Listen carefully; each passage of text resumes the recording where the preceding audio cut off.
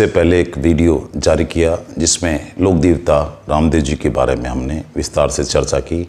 आज हम अगला वीडियो जो लेकर आ रहे हैं पंचपीरों के बारे में पढ़ रहे हैं। तो अगले वीडियो में हम चर्चा करते हैं लोक देवता बाबूजी राठौड़ के बारे में। तो बाबूजी राठौड़, ये बाबूजी राठौड़ किसके वंशज माने जाते हैं? बाबूजी राठौड़ को राव सिंहा का वंशज माना जाता है। राव सिंहा राठौड़ वंश के संस्थापक माने जाते हैं। राठौड़ की बहुत सी बातें पढ़ेंगे इतिहास में, यहाँ इतना नहीं, अभी बाबूजी के बारे में पढ़ने की जरूरत है। बाबूजी के जन्म की बात करते हैं। तो बाबूजी का जन्म 1239 ईस्वी में कोलूमंड नामक स्थान पर हुआ, जो फलोदी तहसील में है और ये जोधपुर जिले के अंदर है। फलोदी को राजस्थान का सर्वाधिक शुष्क स्थल माना जाता है। जोधपुर के बारे में बहुत सारी जानकारी है, मगर अभी हम बाबूजी के बारे में जानकारी करेंगे। कमला दे, कौन थी कमला दे? बाबूजी की माता। बाबूजी की माता का नाम क्या? कमला दे। तो पिता बाबूजी के पिता कौन थे? धांधल जी राठौड़। बाबूजी की बहन का नाम क्या है? सोहन बाई। बाबूजी की बहन सोहन बाई की शादी किससे हुई? जिंदराव खींची से। यानी बाबूजी के बहन कौन थे? जिंदराव खींची। जिंदराव खींची कहाँ के रहने वाली थी? नागौर के अंदर जायल के, नागौर जिले में जायल नामक स्थान के। अब बाबूजी की पत्नी कौन थी? फूलम दे का एक और नाम मिलता है, कौन सा? सुप्यार दे। और ये फूलम दे या सुप्यार दे, ये बाबूजी की पत्नी किसकी लड़की थी? अमरकोट के सूरजमल सोढ़ा की। इसके बाद में बात करते हैं बाबूजी के बड़े भाई का नाम क्या था? बूढ़ो जी। बाबूजी के भतीजे जिन्होंने बाबूजी की हत्या या मौत का बदला जिंदराव खींची से लिया, वो कौन थे? रूपनाथ या झरडा जी। ये बाबूजी के भतीजे थे और इनको हिमाचल प्रदेश में बालकनाथ के रूप में पूजा जाता है। वही बालकनाथ के नाम से जाने जाते हैं। बाबूजी के प्रमुख सहयोगी कौन कौन थे? तो बाबूजी के प्रमुख सहयोगी चांदा, डेमा और हरमल। चांदा, डेमा, हरमल। इसके बाद में बाबूजी की किस स्वरूप में पूजा की जाती है? तो बाबूजी की पूजा बाईं ओर झुकी पाग और हाथ में भाला लिए अश्वारोही के रूप में पूजा होती है। चलिए अब बाबूजी के जीवन चरित्र पर एक महत्वपूर्ण ग्रंथ है जिनमें बाबूजी के जीवन चरित्र का वर्णन है। उस ग्रंथ का नाम है क्या? बाबू प्रकाश। राजस्थानी साहित्य में जीवन चरित्र पर प्रकाश डालने वाले ग्रंथों को क्या बोलते हैं? प्रकाश ग्रंथ। तो प्रकाश ग्रंथ, तो बाबू प्रकाश नामक ग्रंथ की रचयिता कौन? आसिया मौर्य जी। बाबूजी फेरों के अंदर ही बीच में रवाना हो गए थे कि देवल चारने की गाय को छुड़ाने के लिए। इसीलिए बाबूजी के अनुयायियों के अंदर विवाह के समय 3.5 फेरों की प्रथा है। 3.5 फेरे होते हैं बाबूजी के भक्तों में। इसके अलावा एक प्रश्न ऐसे बनता है कि बाबूजी के भक्त में कौन सा नृत्य आवश्यक रूप से या लोकप्रिय रूप से उनमें प्रचलित है? बाबूजी के भक्तों द्वारा कौन सा नृत्य मुख्य रूप से किया जाता है? तो थाली नृत्य। इसके बाद में हम चलते हैं कि जिनसे प्रश्न आते हैं प्रमुख पूजा स्थल। बाबूजी का राज्य का प्रमुख पूजा स्थल किस स्थान पर स्थित है? तो वो स्थान कौन सा है? वो है जोधपुर जिले का कोलूमंड। अब प्रश्न बनता है कि बाबूजी का राज्य का प्रमुख मेला किस स्थान पर आयोजित होता है? तो उसका उत्तर होगा वो भी कोलूमंड में आयोजित होता है। किस तिथि को आयोजित होता है बाबूजी का राज्य का प्रमुख मेला? तो चैत्र अमावस्या को आयोजित होता है। बाबूजी के गाथा गीत हैं ये बाबूजी के पवाड़े। और बाबूजी के पवाड़े जो है, बाबूजी गीत, ये माठ वाद्य यंत्र के साथ नायक या रहबारी जाति के भोपों द्वारा गाए जाते हैं। अब बात कर लेते हैं ऊंट, कैमल, समझ गए? तो ये राजस्थान में या राजपूताना में सर्वप्रथम ऊंट लाने का श्रेय किस लोक देवता को है? तो बाबूजी को। इसके अलावा थोरी जाति के लोगों द्वारा बाबूजी की यश गाथा का गायन स्थानीय भाषा में किया जाता है। उसे स्थानीय भाषा में क्या बोलते हैं?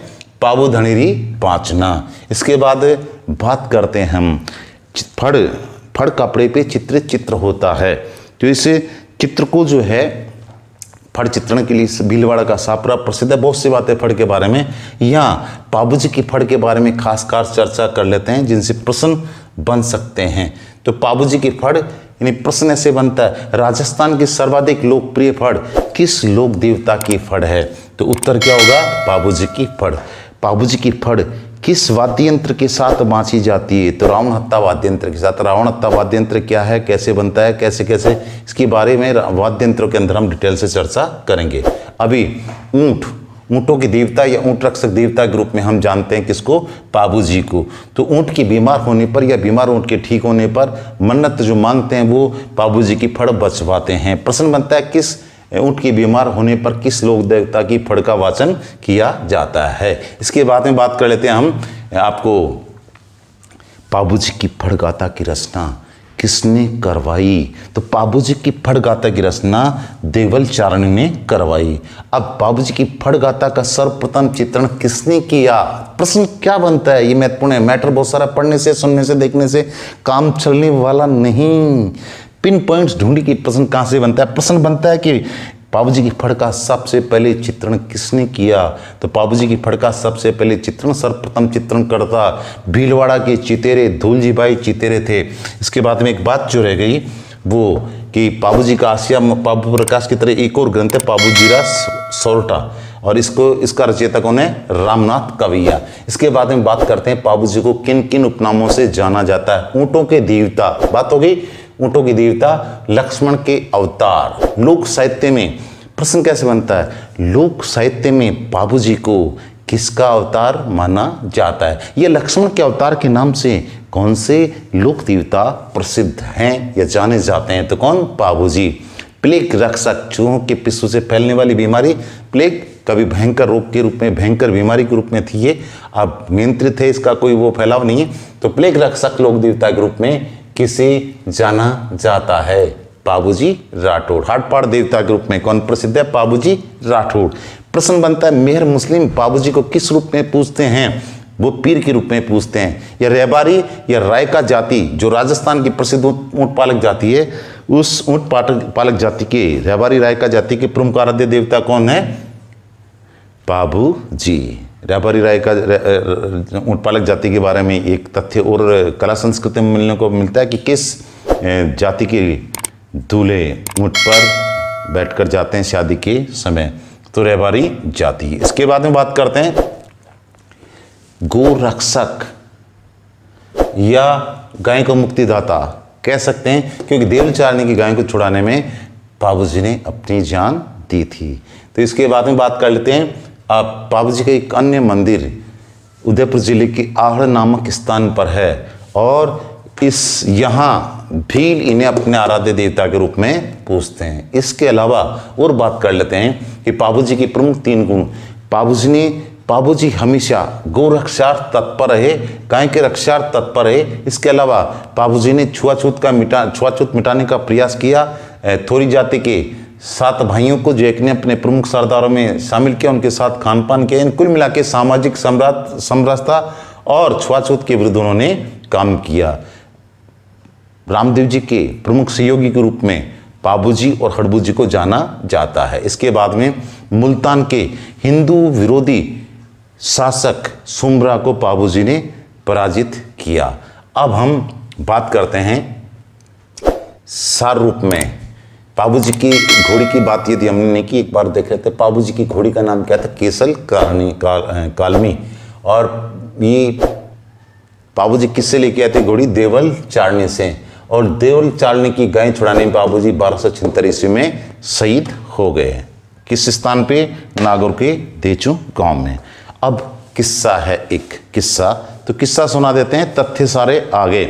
किस्से की बात करते हैं तो सबसे पहले बात कर लेते हैं कि केसर कालमी, किस्सा यहाँ होता है केसर कालमी। एक खूबसूरत गुणवान घोड़ी थी और ये किसके पास थे? देवल चारणी के पास में। कोलूमंड में ये देवल चारणी रहते थे। वहीं ससुराल था किसका? जिंदराव खींची का। जिंदराव खींची ने देवल चारणी से केसर कालमी मांगी कि देवल चारणी ने केसर कालमी देने से मना कर दिया, तो मन में खटकती रह गई बात किसके? जिंदराव खींची के।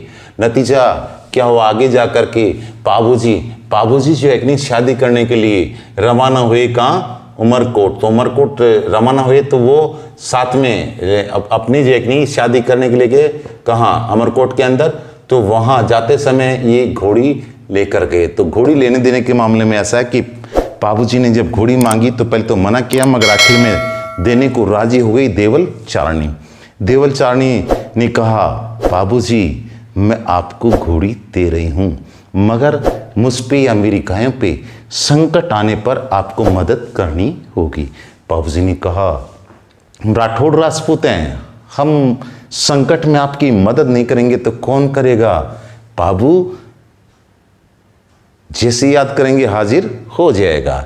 तो इसके बाद में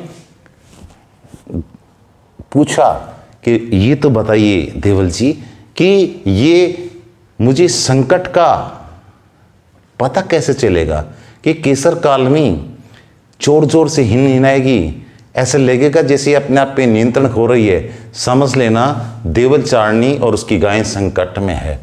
तो कहते हैं कि जब ये उधर उमरकोट रवाना हुए तो पीछे से जिंदराव खींची ने देवल चारणी की गायों का अपहरण कर लिया।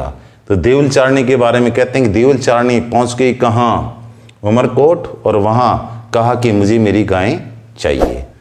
तो इस तरीके से किस्सा आता है एक तरीके से। तो जिंदराव जो 3.5 फेरे होते ही रवाना हो गए देवल चारणी की गायों को छुड़ाने में, कौन, बाबूजी। इसलिए 3.5 फेरे लेने की परंपरा है किसमें, बाबूजी के अनुयायियों में। अब वो बाबूजी पहुंचे जोधपुर के निकट, जोधपुर जिले में स्थित देचू गांव में। देचू गांव में पहुंचे और देचू गांव में मुकाबला हुआ इनके बहनोई जिंदराव खींची और बाबूजी के बीच में। तो जिंदराव खींची से संघर्ष करते हुए मार गए, शहीद हो गए कौन, बाबूजी। इस तरीके से देवल चारणी की गायों को छुड़ाने में शहीद होने के कारण ये अमर लोक देवता बन गए और इन्हें गौ रक्षक देवता भी कहा जाता है, गायों का मुक्तिदाता भी कहा जाता है। तेजा जी को भी कह सकते, तेजा जी ने भी लाछा गुजरी की गायों को मीर के मीणों से छुड़ाया था। संदर्भ प्रश्न के संदर्भ में उत्तर देखा जाएगा। तो ये आपको वीडियो कैसा लगा, तथ्य कैसे लगे, कमेंट्स कीजिए, लाइक और शेयर कीजिए। प्रतिभा परिष्कार सदैव एक से एक बेहतर आपको सामग्री उपलब्ध कराने वाले वीडियो देता रहेगा। जय हिंद, जय भारत, जय राजस्थान।